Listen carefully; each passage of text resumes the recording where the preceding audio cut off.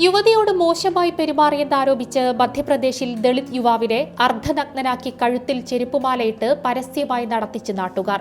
യുവാവിന്റെ മുഖത്ത് കറുപ്പ് നിറമടിക്കുകയും ശരീരത്തിൽ ബെൽറ്റ് കൊണ്ടടിക്കുകയും ചെയ്യുന്നത് ദൃശ്യങ്ങളിൽ കാണാം. ഭാൻപുര പോലീസ് സ്റ്റേഷൻ പരിധിയിലുള്ള ഭായി സോദാമണ്ഡി ഗ്രാമത്തിൽ കഴിഞ്ഞയാഴ്ച നടന്ന സംഭവത്തിന്റെ ദൃശ്യങ്ങൾ സമൂഹ മാധ്യമങ്ങളിൽ വൈറലായതോടെയാണ് വിവരം പുറത്തറിയുന്നത്.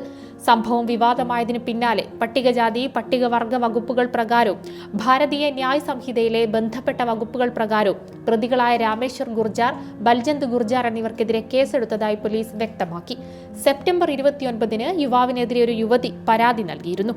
അവഹേളിക്കും വിധം പെരുമാറിയെന്ന് ചൂണ്ടിക്കാട്ടിയായിരുന്നു പരാതി. തുടർന്ന് യുവാവിനെതിരെ പോലീസ് എഫ്ഐആർ രജിസ്റ്റർ ചെയ്യുകയുമുണ്ടായി. ഇതിനു പിന്നാലെയാണ് യുവാവിനെ നാട്ടുകാരിൽ 2 പേർ ചേർന്ന് ഗ്രാമത്തിലൂടെ അർദ്ധനഗ്നനാക്കി നടത്തിച്ചത്. അതേസമയം യുവതി നൽകിയ പരാതി ചോദ്യം ചെയ്യുന്നതിനിടെ യുവാവ് ഇക്കാര്യം പറഞ്ഞില്ലെന്നും വീഡിയോ ദൃശ്യങ്ങൾ പുറത്തു വന്നതോടെയാണ് വിവരങ്ങൾ അറിഞ്ഞതെന്നുമാണ് പോലീസിന്റെ വാദം.